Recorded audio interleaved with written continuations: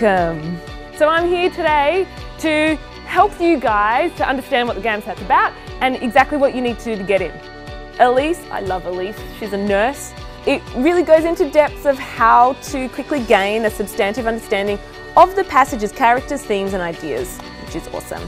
This is for people like, I'm willing to do whatever it takes to get into medicine because this is my dream and I want my children to be able to say daddy or mummy is going to a hospital today to help save lives.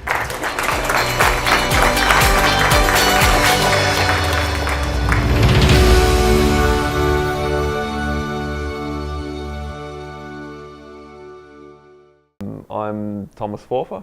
I'm, I guess you could say, a retired doctor now. I was a doctor, decided not to do it anymore. Decided to go into entrepreneurship, which means when I started medical school, I started an online education company, and I've been running it ever since.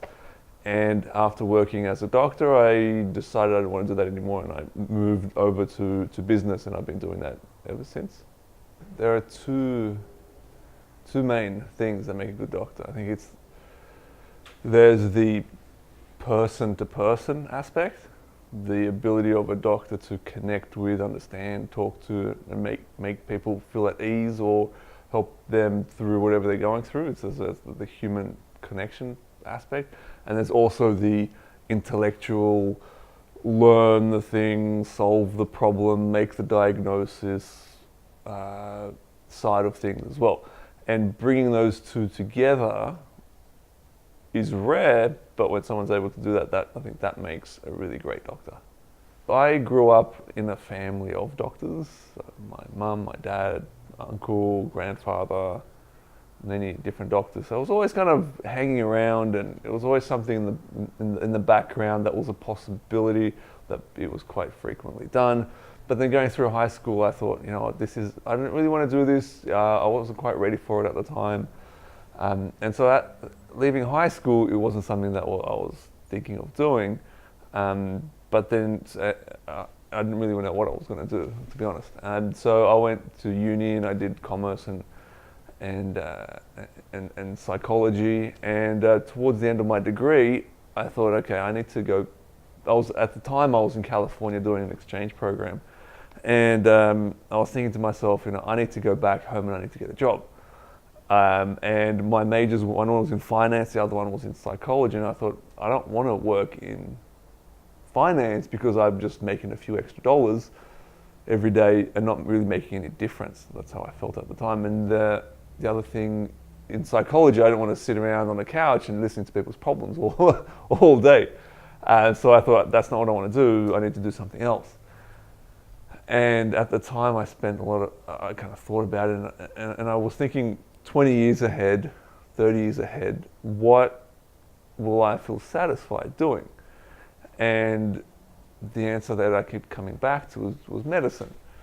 Becoming a doctor, where I wasn't just going somewhere and making a few extra bucks and going home like in finance. I was actually making an impact, making a difference in people's lives,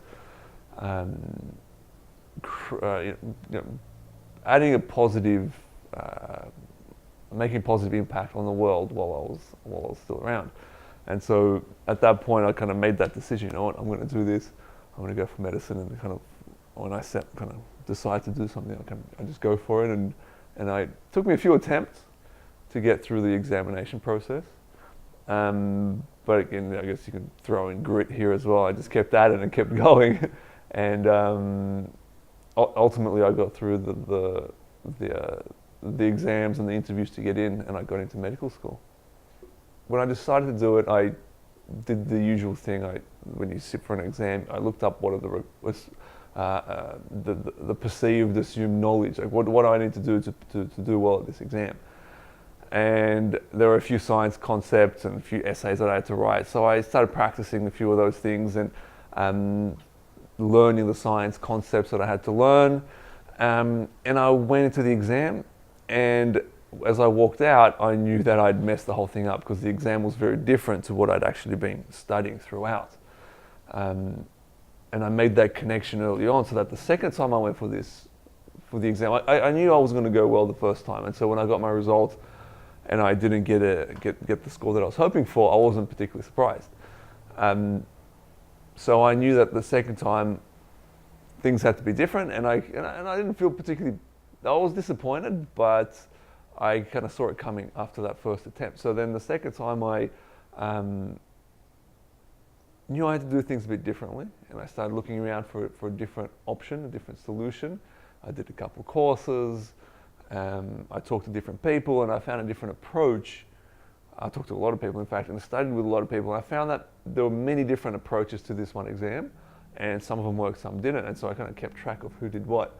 And that year my score increased significantly, and enough that I got an interview with my first preference university. So that's the first stage is you do the exam, then you sit the interview, and if you do well on both stages, you get into medical school. And so I did the exam, I did well, so then I went for the interview with the University of Sydney. And at that stage, I had performed many interviews in the past. I had lots of life experience, having lived overseas and worked overseas and worked at different companies and been involved in different things. I thought, okay, I've got a lot of experience, and I'd just beaten this exam when all my friends didn't. So I went in there kind of feeling really bulletproof and on top of the world, and I went in there and thinking that it was a sure thing. And when I got my results, it was very different. In fact, I was almost planning for to get in, and the way I found out was when I came home, Marie checked my emails before me, and it was sent as an email, and I just knew by the look on her face that I hadn't gotten in. And I looked at the email, and I was just shocked and just dumbfounded by the fact that they met me, and they said, "Nah, not you." So it was a big hit to my kind of motivations and wants to pursue this. If they met me and said that no, then maybe there's something wrong with me. There's all these questions that go through your mind when you kind of mess up something that's so important. Do you think that those, if you've already articulated what you thought the qualities are that makes a good doctor, and perhaps you, through exposure of your parents and family of being in medicine, that you thought you might possess those qualities, and then if you don't get through, therefore that means that other people don't see you as having those attributes that you covet yourself? Yeah, I hadn't had articulated the qualities of a good doctor that well. But when you go through that interview, they don't give you any feedback. They don't say, oh, you did well on this or you didn't do well on that. So it's pretty much a guessing game as to what you did well, what you didn't do well. So it was really hard to tell, but I just knew that I wanted this and I wanted to get in, and I wasn't going to stop at just 2 attempts. And so then after a bit of time to let the emotions pass and let it all sink in, I kind of went at it again. And again went through the exam, got a good score, applied for a different university, got an interview, and this time I approached it very differently, where I wasn't I knew that I could possibly not get through, and so I didn't focus on that, but I understood that was a possibility, which drove me to prepare more and get better and make sure that I did everything I could. So I spoke to Marie and I did lots of questions. Marie's background is human resource management, so she's interviewed hundreds of people, and so we practiced a lot and got learned about different aspects of being a good doctor, the ethical-based scenarios, and so when I went into that interview, it was a very different experience. I think that I was able to communicate my strengths differently, and in the end I ended up getting into that medical school and graduated from there. Yeah, one attempt per year, yeah, so that was over 3 years. Just to sit the exam, it's like, back then it was like $400, now it's up to $500. Plus, I'm pretty much just sitting around waiting for I need to fill the time with, because the exam is in March, you hear about the results in June, You sit the interview in September, you get told whether you're in or not in November, and then you start in February. So it's a whole year-long process. And if you go through the interview that I told you in November that no, you didn't get in, it takes you a month or so to pick yourself back up and then start it again. So then you've only got 3 months left to prepare, which is actually the minimum amount of time you need to prepare for that exam. But it's a long process to get through. Whether I was sitting for that exam or working in a banking job or as a psychologist, those social structures will still be there, and they'd still be going on with their lives and interacting with me as they were, just a slightly different, where I wasn't working in a bank, I was sitting at my desk studying and hoping to achieve something that was really important to me. And so those 3 years didn't feel like a waste, or, I mean, it took a long time, but ultimately it got me to where I wanted to be. And 3 years seems like a lot, but it's really small in the scheme of 60 years or 50 years in a profession that you want to be in. So if it took me 3, 4, 5 years to get there, I don't see that's a problem if I'm going to spend the next 20 or 40 years doing something that I love. There's heaps of lessons. Well, there's lessons around the actual exam, the actual interview. Then there's the lessons around going for what you want and continuing to go for it despite the obstacles and failures, and because that's life. I think I learnt that lesson earlier on, but that really solidified it for me.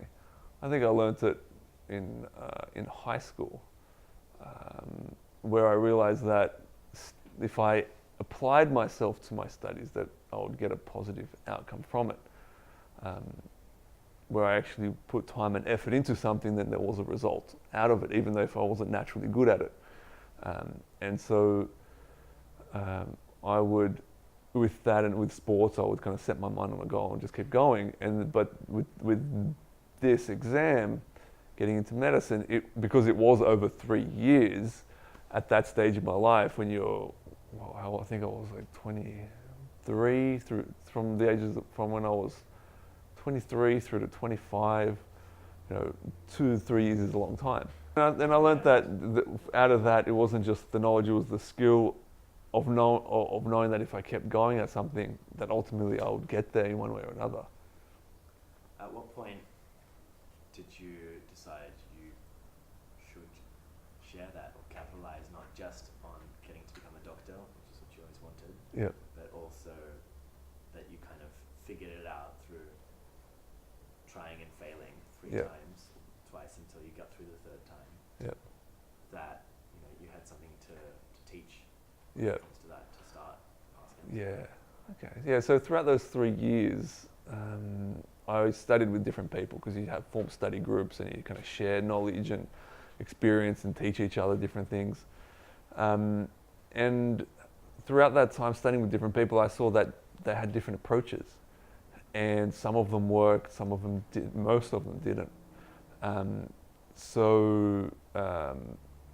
I realized that there were better approaches and things that worked, things that didn't, and I felt like I'd figured out things that worked and was able to systemize and articulate what worked and what didn't a lot better than what others were able to do.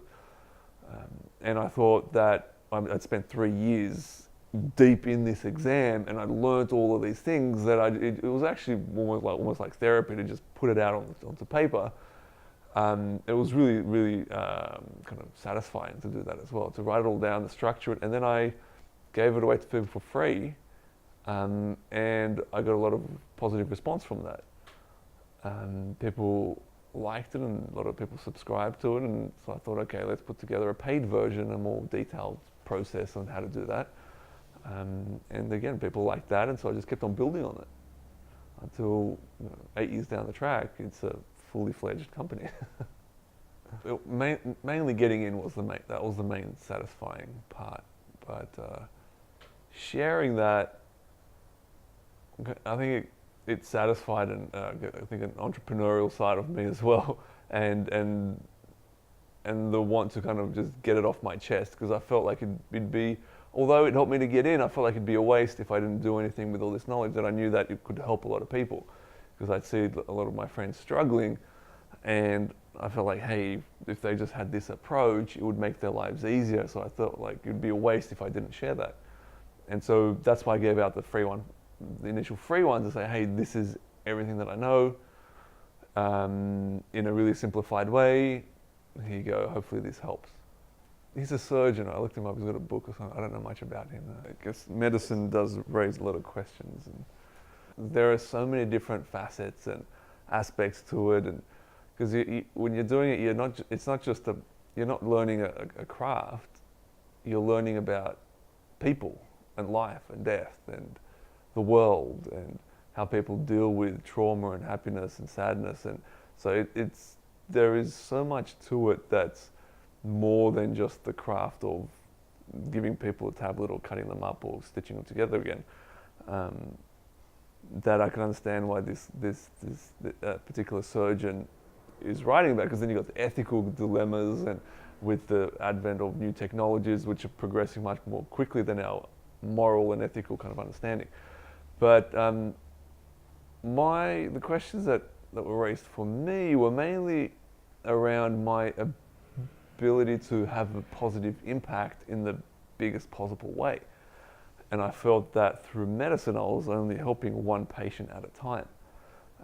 Where if you're doing a surgery, there's only one patient you could be operating on at any one time. Or if you're seeing a patient, it's only that one. And I felt that was very limiting. And I also saw that the career progression in medicine, it's very structured. It's very much, I like to describe it as a series of hallways, predetermined hallways. You can choose different doors, but the hallways are always predetermined. There's always doors at certain places where you can't make it up as you go yourself. You can make a few choices, but they're all predetermined for you. And I didn't like that restrictive aspect of it, and the hallways that it was leading to, I didn't like, and I kind of saw the writing on the wall, and I didn't want to commit to the next 10, 15 years knowing what was coming in terms of the practicalities of being a doctor, because quite often the idea of being a doctor is different than the practicalities of it. And I saw both, and I understood both, and I talked to a number of people, and I made the decision that, the values that I want to fulfill throughout my life don't have to be fulfilled through medicine. They can be fulfilled through other ways. And these other ways allow me to not only fulfill the values that will be addressed in medicine, but also other values that I have. Well, such as freedom, and be able to be creative and choose what I do and how I do it. Yeah, those are some of those values. Because I feel like in medicine, yeah, you can be creative. There's some of the for example, in plastic surgery, you can be quite creative in how you do particular cuts and stitches. But that's it. And you can be creative in kind of writing articles and putting together studies. But to get to that point, that's like 10, 20, 30 years down the track. And along the way, there's a lot of crap that you have to go through, which I didn't want to be going through. And so putting all that together, there was another way for me to fulfill all those values. And at that stage in my medical career, I had to choose one or the other. I couldn't have one foot in medicine, one foot in entrepreneurship, because neither of them would go very well. And so I made the decision to go to entrepreneurship, because I felt like that would allow me to have the biggest impact on the world, and also fulfill my own values along the way. Majority of them come in being ignorant as to what needs to be done, like in terms of what needs to be studied, how much, how hard it'll be, how easy it can be if they do it right,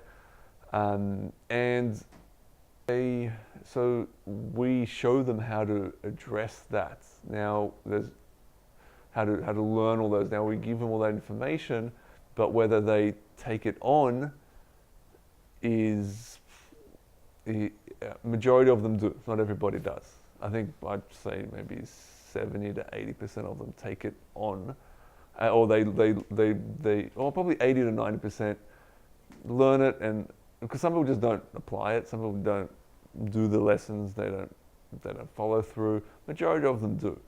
And then you've got the people who, are they able to actually apply it? And this comes down to partly being given the right instructions, and also a large part in their ability to take the lessons that they're given and maybe mold them in a way that works for them so that they can apply it and to the end result. And I think that there are people who, for different reasons, don't apply it, the knowledge. Now, whether that's because they're just unable to, or whether they don't believe they can, or whether they don't put in the effort that's required to do it, I don't know. Because I haven't spoken to every single one of them and done like surveys and stuff, but I think that both those factors come in at one stage or another. There are some individuals, just like in medicine, where you can do all of the standard treatments, do all the best surgeries, all the best medications, and they still fall through, and they're not successful. And same goes here as well, where there's some people where you do everything you can to help, you give them all the best techniques all the time, and it still falls through and it doesn't happen. And but that's a small percentage. I think there are definitely factors that will reduce the likelihood of someone leaving. I see that in my friends who went to medical school with, because you've got a mixture of those who love it, who hate it, who love different aspects of it, and definitely things that are important are making sure that they're not always working, be it working in medicine or working outside of medicine. So like for me, I was working in medicine and running a company at the same time, which I was just always on the go. That's not a good way to do it. So having some downtime to rest and have some fun as well is important. But the biggest factor is it's quite easy in medicine to get caught up in the nitty-gritty details and the small problems, or apparently appearingly big problems, but they're quite small in the grand scheme of things. And losing sight of the big picture, where the reason why they're there is to change lives and to focus on the impact that they're making on their patients, and not just the patient, because every patient has probably 3 or 4 family members whose lives they're changing as well. So if a doctor sees 20 patients in a week, they're really changing the lives of some 80 to 100 people. And many doctors lose track of that and get caught up in the daily grind of getting the next job, getting the next degree or qualification, and getting onto a training program and fighting that, and or doing the shifts. And it's the ones that really enjoy what they're doing, where they focus on the things that they like. So one particular friend of ours works in pediatrics and loves trying to work out the blood sugar levels of her patients, working with the parents to try and work out the blood sugar levels, and she really enjoys that and kind of focuses on the things that she loves. While another friend who more so talks about the things that he doesn't like, and gets caught up in the kind of the daily grind and the dissatisfaction of particular aspects of it, and hasn't quite captured the overarching big picture of what he loves about medicine. And I think that having that and focusing on that is a big factor to keeping someone in medicine. Yeah, so I think you're referring to the vomiting one, right? Yeah, that was more about problem solving.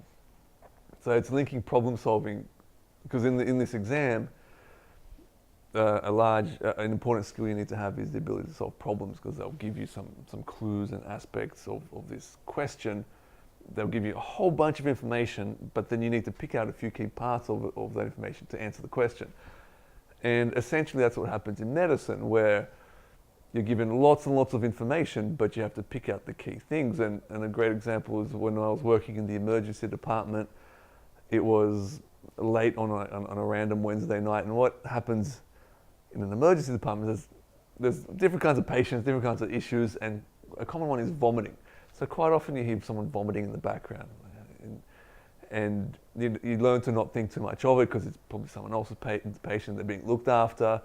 And there was this one particular night where there was a patient who was just vomiting and vomiting, and I thought nothing of it initially, but he kept on going, kept on vomiting, and these were really loud, intense vomits, like really gut-wrenching ones. And eventually I thought, this guy's still going. I'm just going to pick in and just have a look, make sure he's okay. And so I pulled the curtain aside and I poked my head in, and there was this guy sitting on the edge of the bed, his legs hanging over the edge, and he'd fallen back, and his arms were splayed out the side. And in his left arm he was holding a vomit bag, which is just like a plastic bag for vomiting.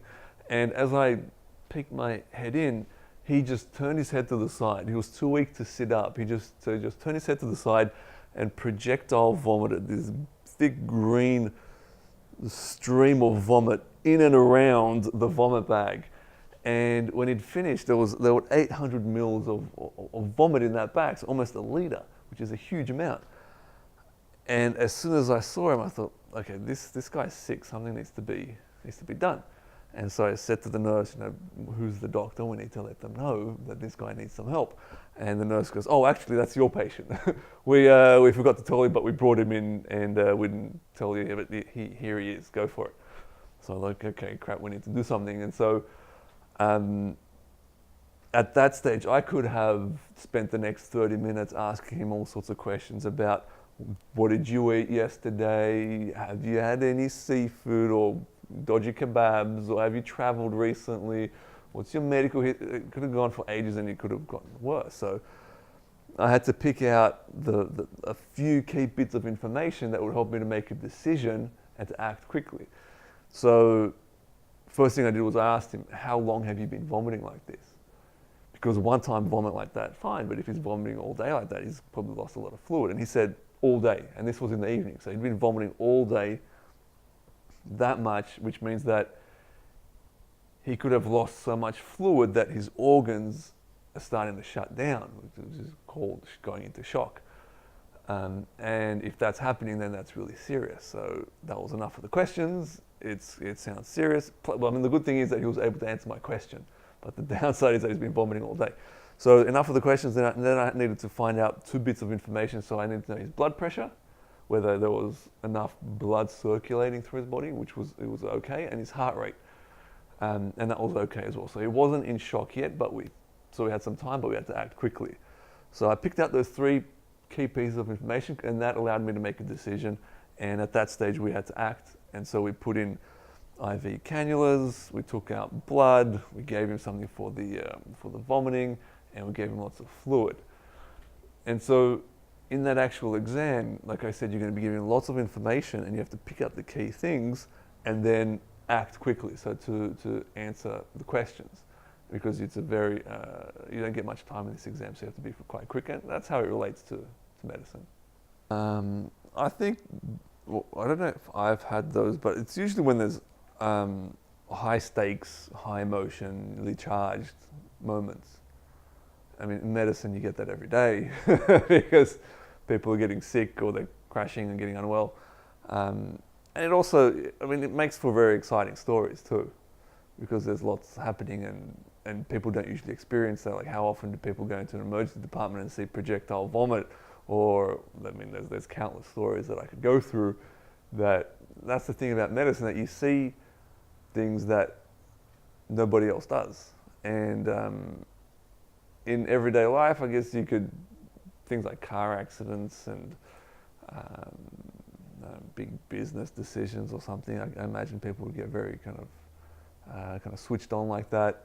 when there's high stakes and kind of high emotionally charged situations. Yeah, definitely does, and that's why it's important for doctors to kind of take that time to reflect and debrief and rest, and also see the big picture, because you can get caught up in the drama of the moment and think, oh man, I've witnessed 3 deaths in the last week and I haven't been able to do anything about them. I'm crap, I can't do this, and then you just kind of get caught up in that, rather than thinking, okay, they would have died 3 years ago if I wasn't here, but I extended their life for 3 years, and I was a cog in the wheel of leading to the ultimate death, but I slowed it down a bit. Most of it is, yeah. At this stage in our business, there isn't that much highly charged, high stakes, or at least not at the level that we're playing at for now. In business, there are definitely times where that's important. As you grow, as you're pushing the boundaries of what you're comfortable with, and ultimately that's what happens in medicine too, where if you've done something 1,000 times, you know what's going to happen, and you know the decision that's got to be made. So it takes a lot of the uncertainty and emotion out of it. But if it's new and you're growing and it's progressing, and then it's all the more kind of animated. If I go back, okay. I don't think so. No. From my discussions with different doctors and individuals, and my understanding of the profession, it wasn't the emotional side, the kind of occasional intense emotional side of things that I didn't like. It was the life, the long-term life of the everyday things you have to do and the life you have to lead, that I felt wasn't allowing me to live to my full potential. And I felt that although it's a very important profession, I felt like I could do more in a different place. And I still feel that way. I mean, maybe it'll change in the future, and if it does, I can go back. There's a few hurdles I have to jump through, but I can, but I don't see myself going back. There are many different skills that I learned in medicine that relate to my current life as an entrepreneur and running a business. For example, there's just so many. One of my favorites that I like to teach people or talk to my staff about is the concept of closing the loop.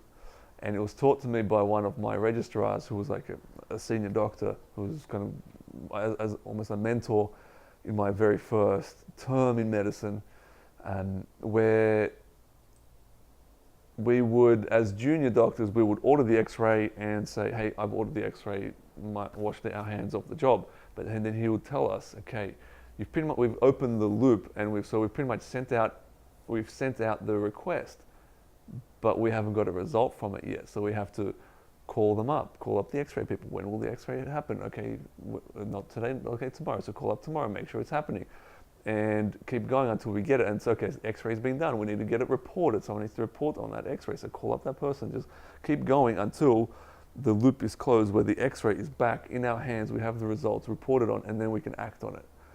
And so I've told that story and told it to our staff, where if they send out an email about something, they need to follow up on that, and they need to make sure that not only does that person hear about it, but you get a response back from them. With mentors, they can naturally occur, but that's kind of like standing around and fingers crossed, hopefully someone comes along that can help me. So I feel that it's more effective to set up those situations purposefully. So go out and find a mentor, or make sure that you're providing mentorship to people who you want to go to a particular place. Because otherwise it could be years before you find someone who can help you, who's willing to help you. It's better to just go out and either have a couple chats and ask them, or pay for the opportunity to chat to them. But in our business, we like to set up the mentorship kind of scenario.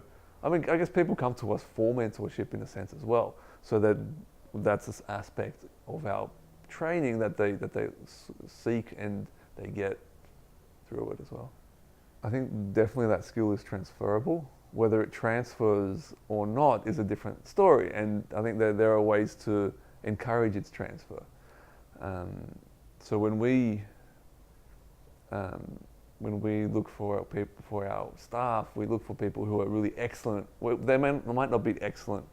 I mean, they might be good at. They need to be good at their job, but might be really fantastic at something else, which shows us that they have the capabilities of being dedicated and really going for something and really getting good at something, and which is a skill in itself. And so now transferring that skill, sometimes you really need to paint the picture for people, really spell it out for them, saying, okay, you know how you went for your grading and you didn't get it the first time, did you stop? No. Okay, why didn't you stop? What kept you going? Okay, so in your studies, when you didn't get the result you wanted, did you stop? Oh, why did you stop? Because in martial arts you didn't. So what keeps you going there but doesn't keep, how can you take that and apply it here? So kind of encouraging them to take that, to kind of take that template and place it somewhere else. And you do that a couple of times and people will just naturally start doing that. But I think for some people it's really important to paint the picture and kind of really connect the dots for them, so that, or help them connect the dots so that they can take the skills which for them may not seem applicable but really are, and kind of transfer them over.